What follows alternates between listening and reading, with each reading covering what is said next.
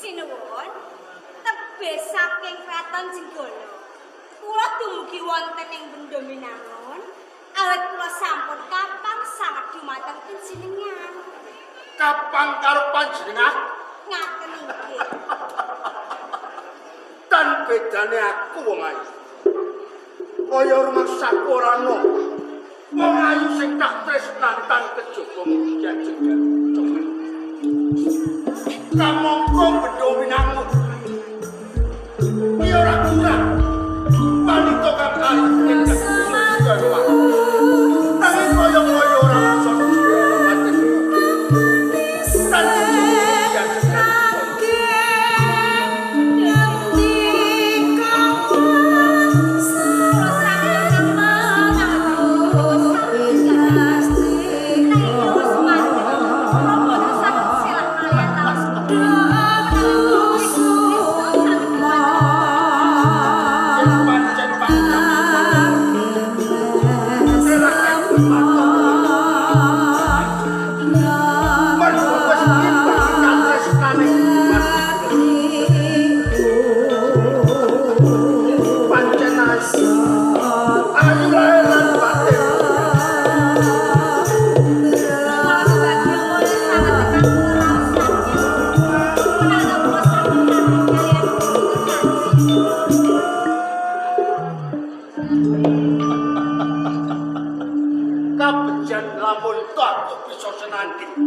Urip bebrayan selawase karo diajeng Galucuk. Sedaya menika badhe kelampahan. Do wong ayu, do wong manis. Aku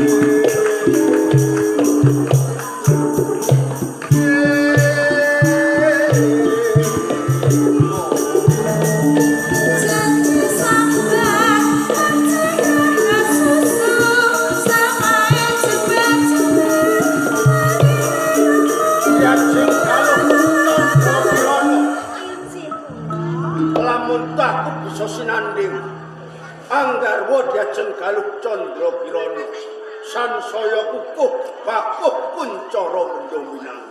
Menapa ngaten sih? Dadi kemarin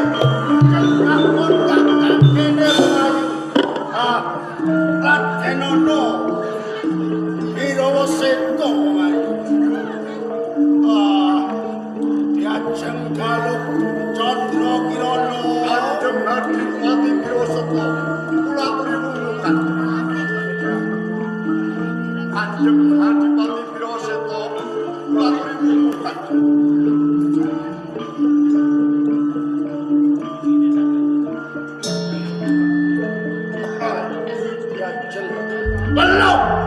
Masih beruntung.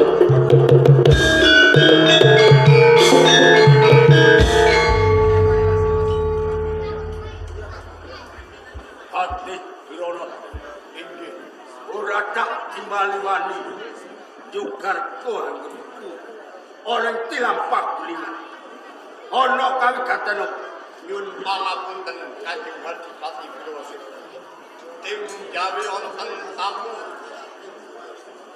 badhe kepanggih dhateng panjenengan Kanjeng Adipati apa ora ngerti wayah jur sapa tamune ingkang Kadang Wirosekti kadangku Yai Wirosekti menika leres yen pancen sirau kadangku larap ke pengarepan mangesta akan dawuh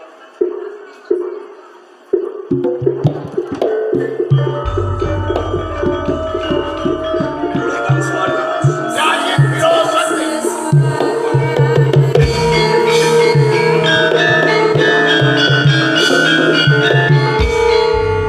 gawe kakek penggali Kang Mas kapinujon apa lo kawigaten Kang Mas saderengipun kula nyuwun pangapunten kumlancang suwan wonten ngersa panjenengan boten wonten pendhapi agung malah kaporo wonten tilampah kuning Kang Mas Yai king menapa ngantos kula menika enggal-enggal suwan wonten ngersa panjenengan nurusaken rembukan rikala semanten menapa panjenengan menika boten kemutan ngenani perkara apa Yai perkawis dedawan panjenengan kalian Sekartaji lan kula dawuh kalian Ragil menika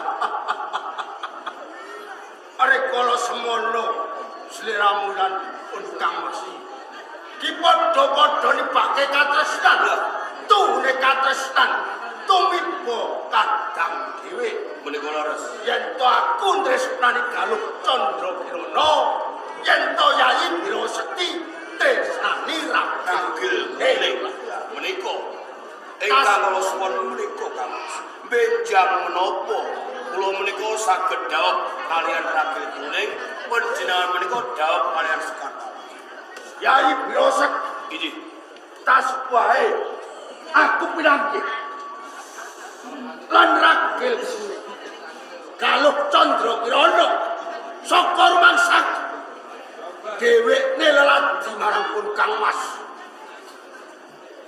mapan tiap paglingan wong loro aku diadeni Yai Kang Mas wiwit kula wonten ing Jawi menika mboten wonten Sekartaji Galuh Candrakirana menika mboten wonten Kang sing kandha sapa lagi wae diajeng Galuh Candrakirana ki leladi karo aku inggih nanging kasunyatanipun Kang Mas wonten tilampah guringan panjenengan menika boten wonten Sekartaji Galuh Candrakirana menika boten wonten Kang Mas banjur semono sok Gusti Patih Aman Patih ingkang wonten boten wonten Sekartaji Galuh Candrakirana dadi aku ngipi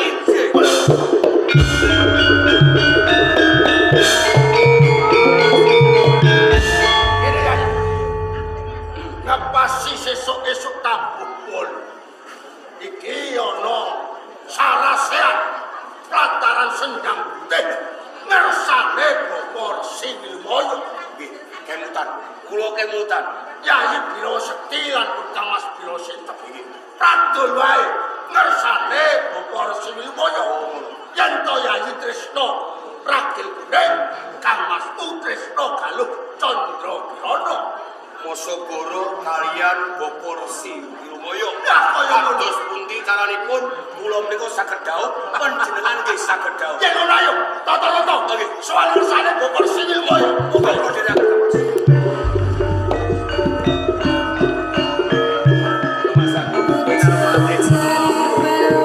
Thank you.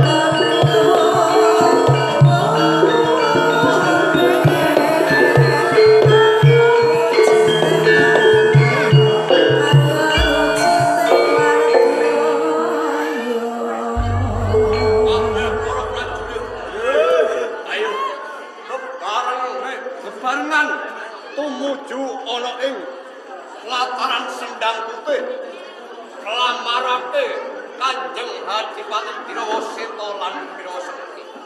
Nanging sadurunge awake dhewe jumangkah. Ayo cepatke titian. Ini.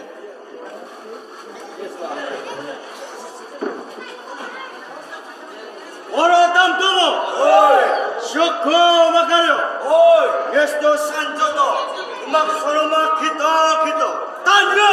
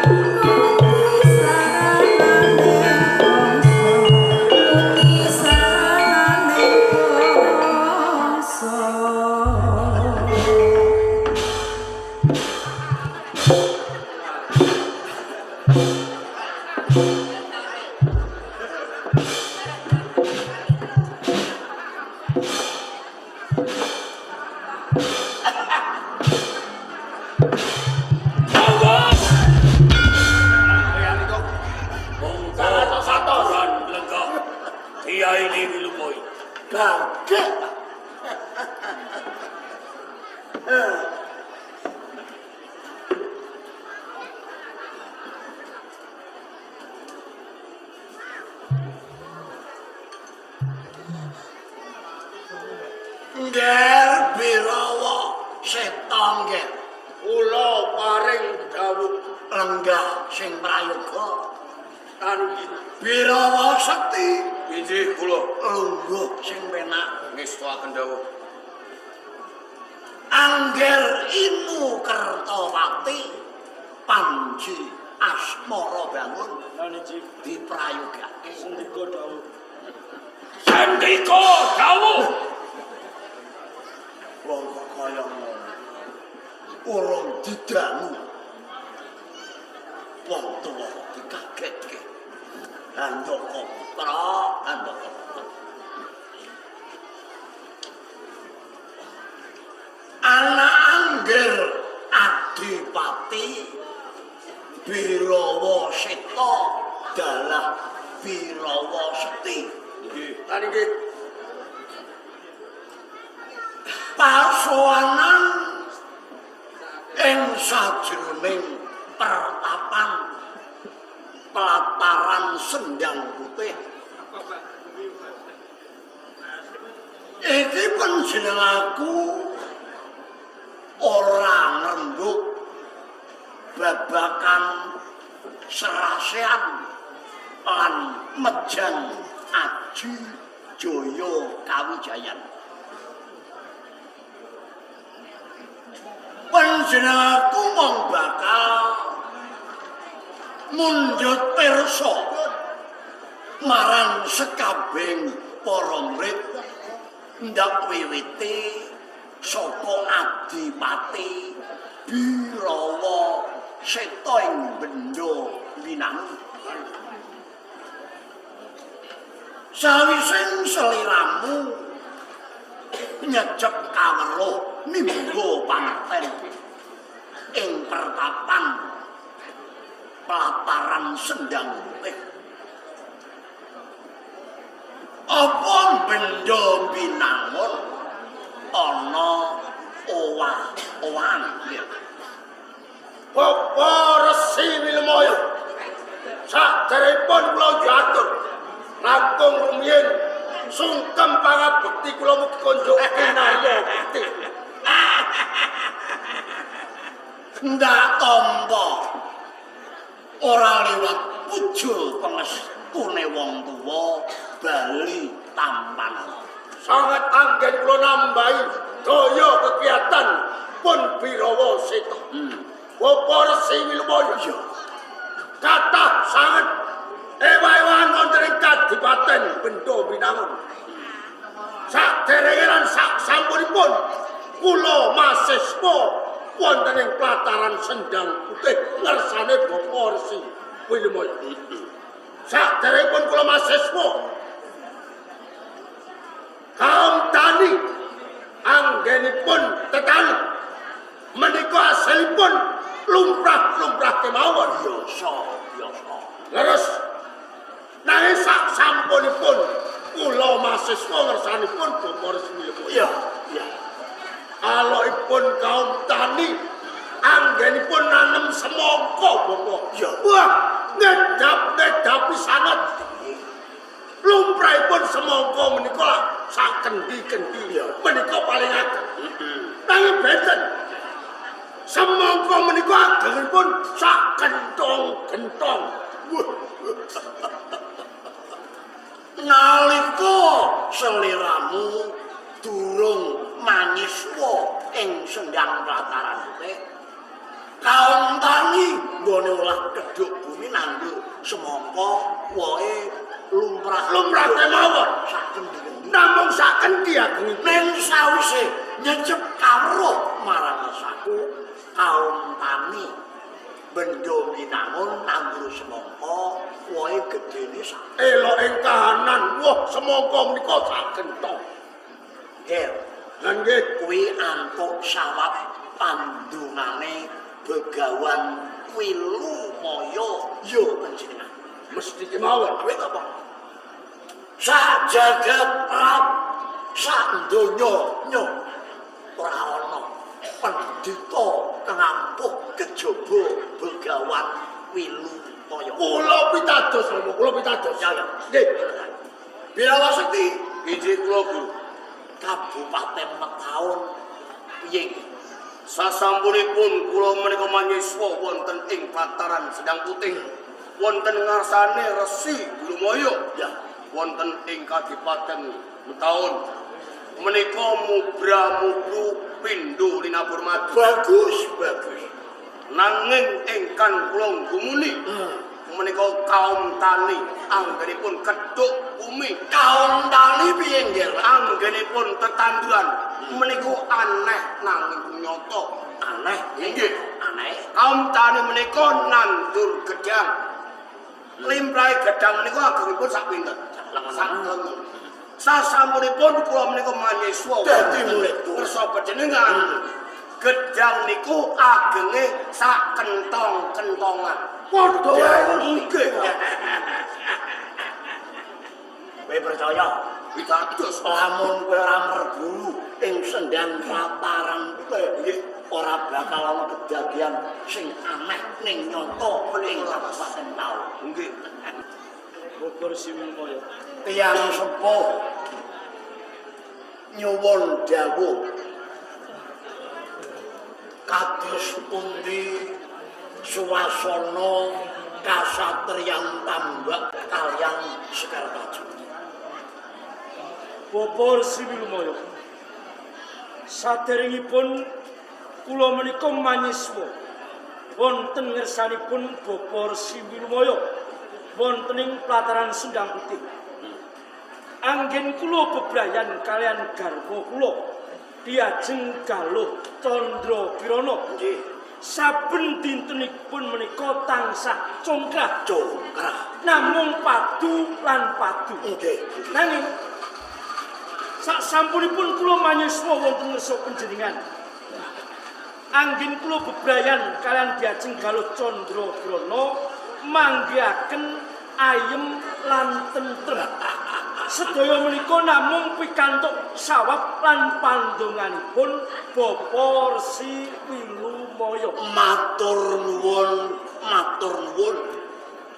Kula pujekaken bebrayan panjenengan dadiya kaken-kaken lan ninen-ninen. Kula aturi mrayogaken. Sendika dawuh. Anak Anggir Panji Handaka Putra. Ayen dawuh Kabupaten Ngurawan Purba Madya Wusana. Nggih. pikantuk pangestu panjenengan. Sasampunipun kula meguru dumateng Bapa Wilumaya. Ngurawan ke Taman Pagebluk. Pagebluk geden-gedenan. Sore loro esuk mati. Esuk loro sore mati. Wingi alon-alon Ngurawan geger gember ewer-ewer. Alun-alun Ngurawan geger. Urip alon-alon Ngurawan. Napa? Wonten kedadian ingkang elok. Bocah wadon meteng lairake poneng jabang bayi. Sareng bayi lair lho cangkeme ambane sak lawan. Ger. Lek matur kuwi aja ampiak awur-awur. Lho pono ceritane wong wadon mateng nglairake ponan jagang bayi lair cengel cangkeme bayi sak lawan. Bayi lair cangkeme ambane sak lawan. Lho kowe lho nggo mangan apa? Bayi cangkeme sak lawang geng gelak semongko sing gedene padha getong. Geng ngundal gedang sing gedene sak kentongan. Menika kasingatan.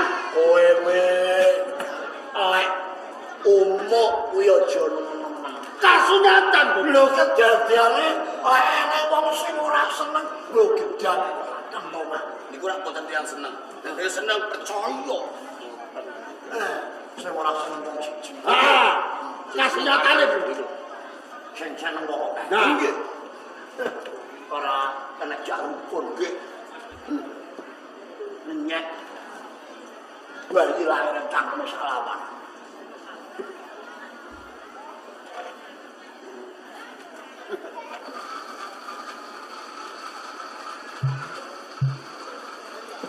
Birawa Seta. Lan nggih. Birawa Sekti. Nggih. Panji Inu Kertopati. Handaka putra Imrawan. Sira kabeh ndak timbali kang supaya ngadhep ing sajroning pertapan Plataran Sendang Putih wong tuwa bakal paring dawuh.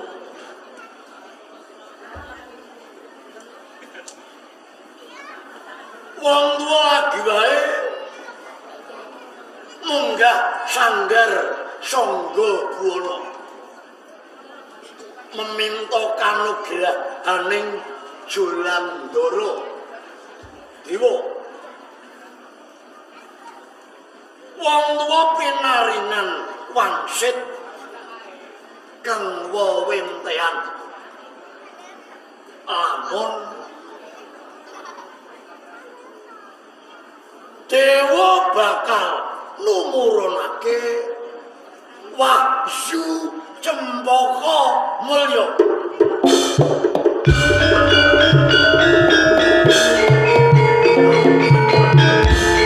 Dewa mundur ing Arsapada Pinanggilan jumujuk ing Sendhan Plataran Putih. Yo, ing atasing aku menungso lumrah. Lho aku dijak jagongan Dewa. panjenengan. Dijak jagongan Dewa. Dewa bakal numurunake Wahyu Cempaka Mulya. Wahyu Cempaka Mulya. Guna katiyasaning Wahyu Cempaka Mulya. Marang sapa sing kecundhoan Wahyu Cempaka Mulya.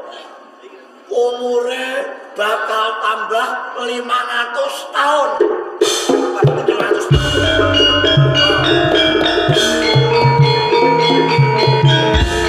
Ora diparingi lara, ora diparingi griya. Apa Resi Wilmaya? Kula murid dikopun Birawa Seta ingkang awas pisan ngepenginaken gadhahi Wahyu Cempaka Mulya. Kepengin tumurune Wahyu Cempaka Mulya. Lan nggih, Tenang. saestu Yer. Nampa tumurune Wahyu Cempaka Mulya kuwi ora gampang. Kudu nganggo sastra apa sekirane anak Anggeladipati Birawa Seta saged nempuh sastra. syarat sarana menapa kemawon. Awawaten wonten kebiaren donya wonten kula sagahi. Tenang. Saestu Sasrahane ndase Resi 100.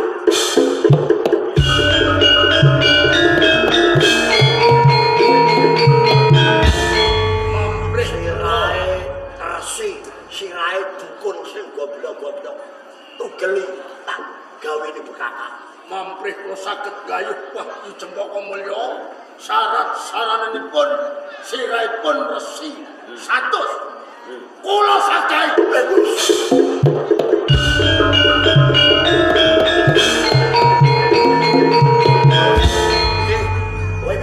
Boten bentenipun Kang Mas Birawa Seta. Kula nggih kepengin Wahyu Cempaka Mulya. Wahyu. Nggih, Umure tambah 500 500 tahun. Buat ora kena lara. Nggih to. Ya. Lha pripun iki kula? Ning sastra anu beda karo Adipati Birawa Seta. Benten kalih Kang Mas. Beda. Lajeng menapa sasaranipun? Sastra anu Perawan Suni 44 sing urung nate gepok senggo karo kakung.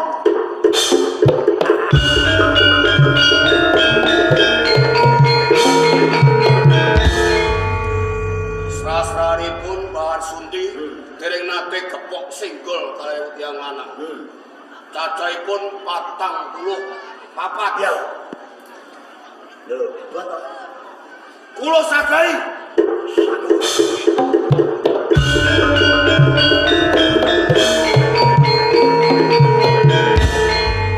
Giliranipun anak anggil Inu Kertawati.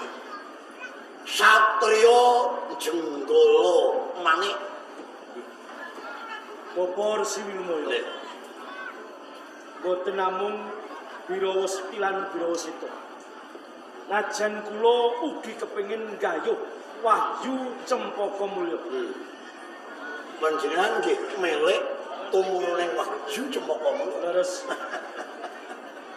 Nggih, Wahyu niku ampuh. Saya panjenengan calon Ratu Jenggala Manik. Nggih, badhe kula keparengaken. Niki mligi kangge jenengan. Sasranipun beda kalian Birawa Seta lan Birawa Sekti. Lajeng menapa sasranipun? Sasranipun namung putri loro. Putri ayu-ayu loro. Pengen ngertos?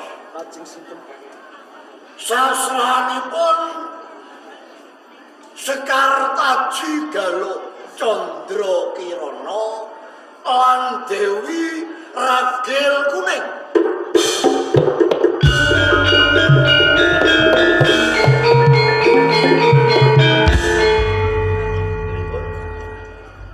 Kula saged nggayuh Wahyu Cempaka Mulya. Nggih. Sasranipun garwa kula Galuh Candra Kirana lan kadang kula Ragil Kuning. Nggih. Kula sadai.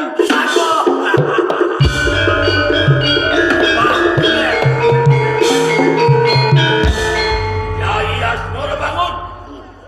Kang Mas Handoko.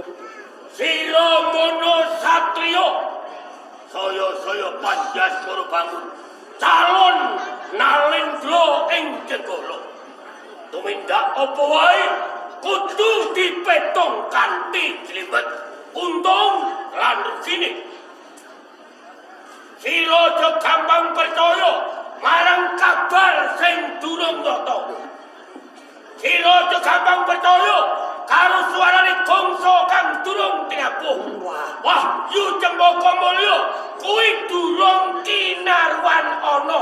Wahyu lho, Ger. Wahyu. Eling. Lamun sira gayuh Wahyu Cempaka Mulya nanging kanthi sasrahan garwamu Galuh Candra Kirana lan kadang Ragil Kuning kanggo bekakak. Eling. Garwa kuwi sigaraning lopo. Sedumuk bathuk senyari bumi kae ucap-ucapaning garwa.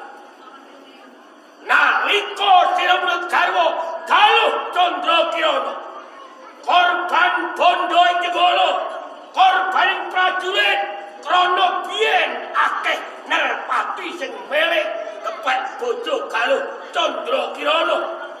Korbane ora sithik gara-gara ngrabekno kowe kalawan Galuh Candra Kirana. Eling menungso mukti mulya urip kae ora karo sedulur, ora karo wong tuwa, nanging mulyane wong urip kae karo garwa, karo bojo. Aja tegel karo bojo.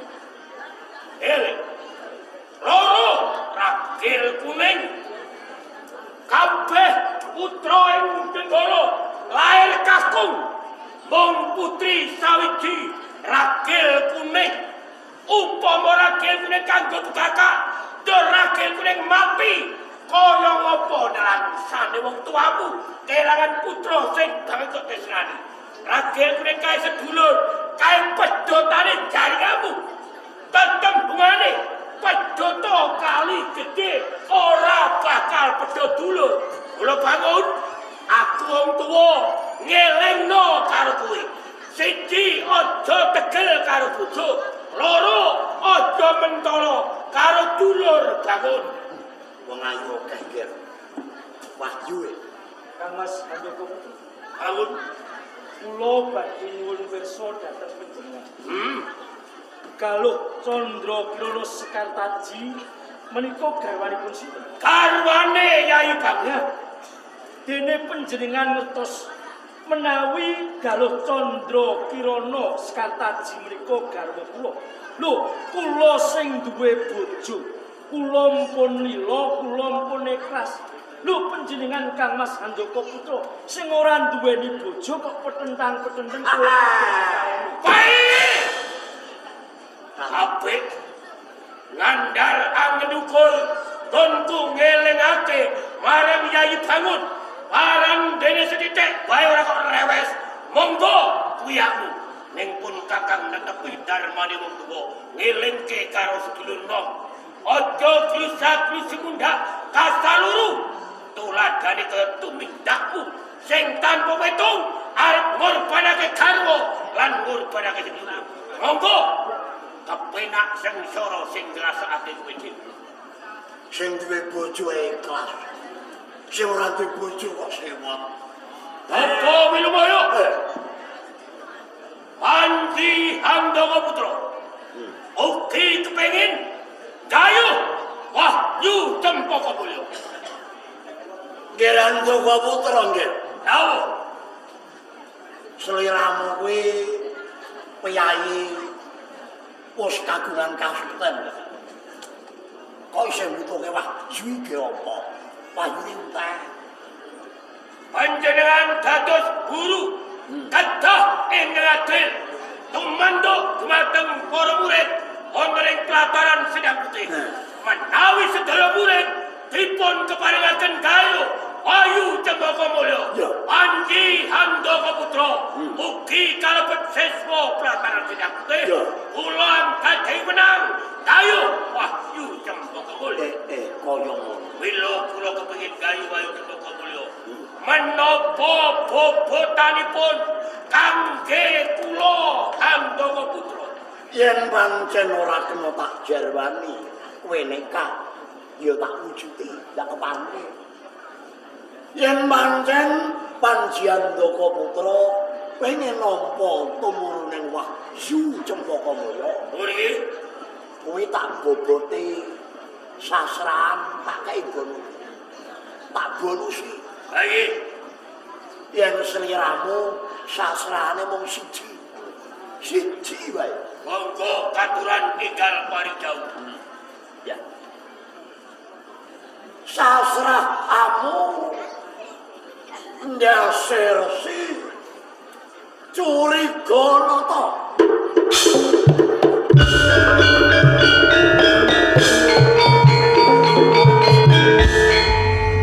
Mung siji. Ndase curiga nata. Kula sakai Sago.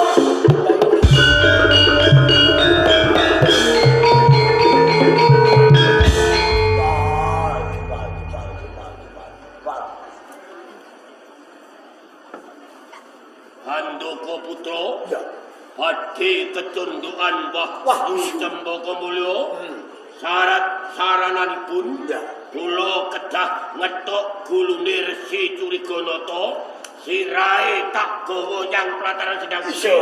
Kanggo bekakak Ora kleru. bakal tak ketok gulune. Bagus.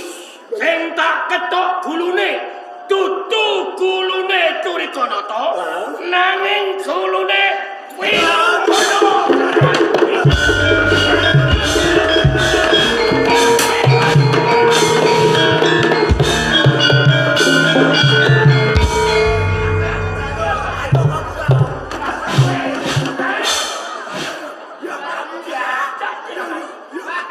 Kuruedian guru gaso.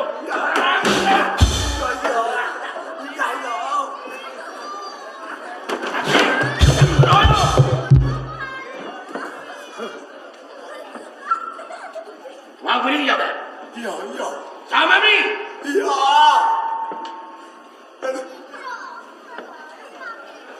Hei, Iya, iya. Iya, iya. Wilumaya. Jebul aku wis entuk jawaban. Ngerti yo? Handaka Putra meguru ana ing pelataran Sedang Putih.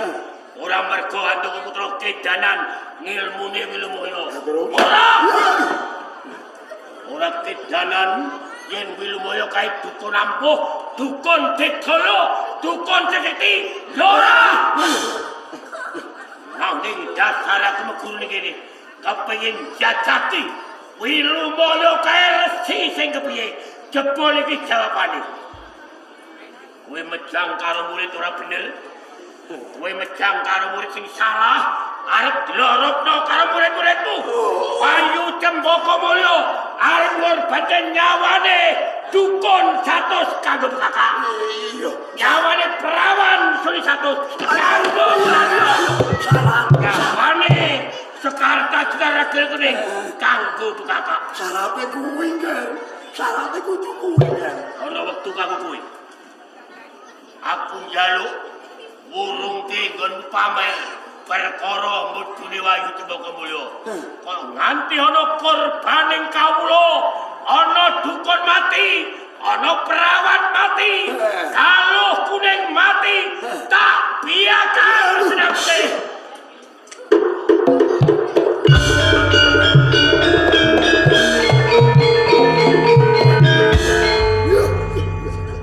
Bocah kok kaya ngono. Pripun? Ayo bocah kok ora manut kanca kancane. Lho kula niku kok gumun kalih Dika. Yo.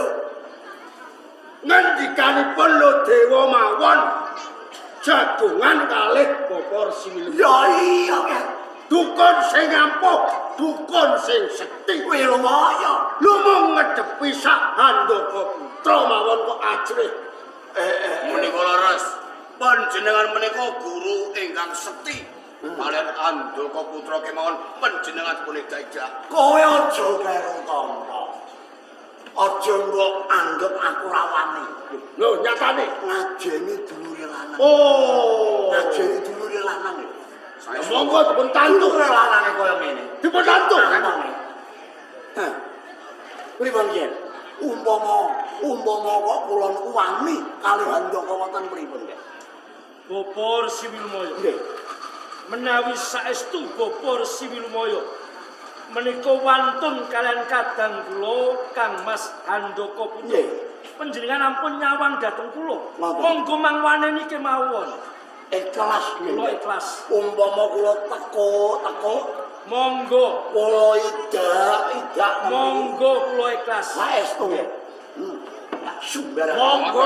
Lek kowe menyek wong Nggih. anggit ora wani. Lek guru kok dikoten iki. Nggih. Dapurane Handaka putra ae. Hei, Panji Handaka putra. Lek kowe lanang le, najan to aku tuwa. Ora wegah ngadewe kowe. Balik lho rawannya. Lho, ora balik aku. Percaya? Ora balik. Niku Ora ora balik. Rene tak idak tau kae. Pirang banter. Ayo kamu putra. Ah. Balik dong, balik. Lek kowe pingkataning jalmu, ki lho Wilumaya adepi. Lho, rawannya. Rawannya. Ayo balik. Lek kowe lanang, ojo ngono. Sing ditantang sapa? Sing ditantang sapa? Aku. Sapa? Iya. Nantang Handaka putra. Oh. Arep didajak. Oh, Arep diteko-teko. Oh. Iki lho wong ngene kene. Iya. Ora usah nantang. Ora usah nantang karo Handaka putra. Udah. Wani Wilumaya. Apa Handaka putra? Aku ora. Nantang apa ora? Nantang apa ora?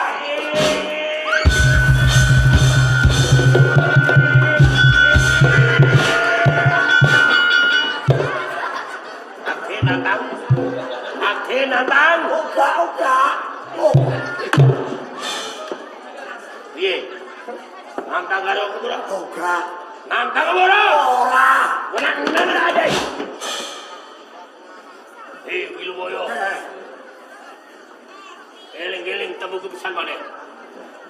Kok ora tok murungke perkara mudune Wayu Cembaka Mulya nganti ana tuwa korban. Mungsuhmu dudu sapa-sapa? Sapa? Handaka putra. Handaka putra. Ayo.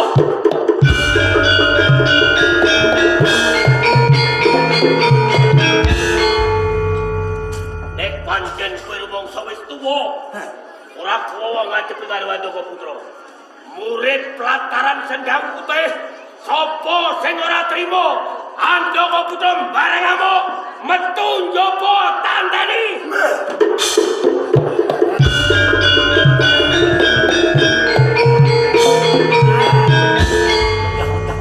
Ya menunggu pripun? Pripun? Enggak. Wong tuwa kahene didusi nek omong.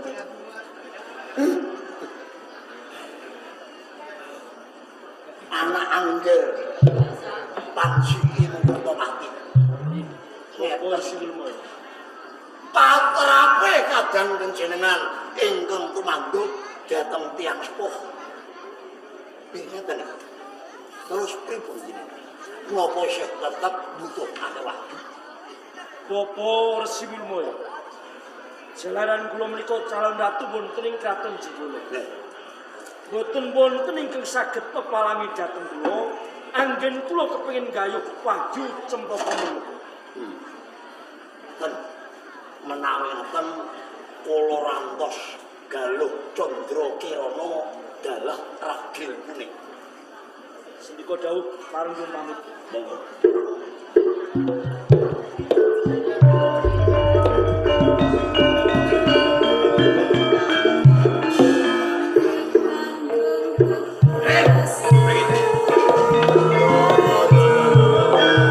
Sampanipun bosen murid kemawon. Pilih pusakane. Yai Biro Sekti napa pusaka kula? Lha iki lupute wong tuwa kuwi apa? Lek pancen wong tuwa luput, dumukan luput kuwi manggene ndi ben aku bisa ngowah. Cetha. Kula pun bloko ngersanipun Bapak Resi Wilmaya. Ya. Menawi kula kepengin gadah garwa Galuh Candra Kirana. Lho, kok damel bekakak? Boten namung menika. Kula menika nggih dawuh kalian ragil kuning. Mangke kenging punapa? Nggih kangge bekakak bosen urip. Boten pripun? Ngene lho, Ger. Lek menggalih kuwi aja nganggo dengkul. Menggalih kuwi nganggo gatuk. Kok saged? Wong tuwa dawuh sing kaya ngono kuwi mau kuwi karti sampeka. Dono carane wong tuwa ben Galuh Candra Kirana disuwangke ing Sendang Plataran Putih lan ragil kuning. Yen teka ning Sendang Plataran Putih ora tak gawe bekakak. Lajeng Sekar Taji tak dhawuhke panjenenganmu. Ragil kuning tak dhawuhake sliramu. Lho, kok saiki mriki? Iya. Dados boten kangge bekakak. Ora. Yang supados suwan wonten pelataran Sendang Putih. Iya. kejawi nek ngoten kula kok Ayo iki, ayo. Niki guru ingkang sekti. Sak niki jenengan janjen kula aku ngerti. Mau angkat wong loro kok jiwa. Mangke. Saniki mun percaya. sakniki kula pun Lek kowe percaya. Niki Kowe nyambut gawe. kados pundi? Mung gawe Gunung Wilis. Sang Maharsi Turiganata ketok ndase dhisik. Kursi Kekuatan Jenggala ilang. sakderepun kula minggah wonten ing Gunung Wilis. Birawa Seta mboten nrimakaken. Handaka putra nantang kalih Birawa Seta. Matur nuwun. Boten ganjaranipun kula. Kula nggih boten trima. Matur nuwun. Kula bari mapake pidaning. Ayo kamu. Ayo ya. Monggo Mas.